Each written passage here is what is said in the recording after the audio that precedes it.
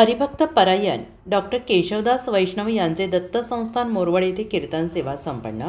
दिनांक 13/2/2026 रोजीची कीर्तन सेवा श्री क्षेत्र दत्त संस्थान मोरवड तालुका वडवणी येथे संपन्न झाली.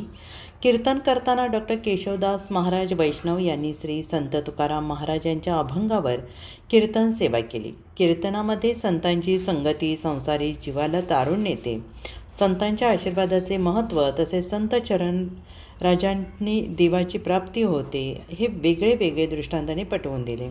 हरिप्राप्तीचे उपाय धरावे संतांचे ते पायी असे वेगवेगळे प्रमाणाद्वारे सिद्ध केले आणि कीर्तनासाठी नामवंत गायक आणि मृदुंग विशारद यांनी साथ दिली. कीर्तनाला नामवंत कीर्तनकार आणि हजारावर जनसमुदाय उपस्थित होता.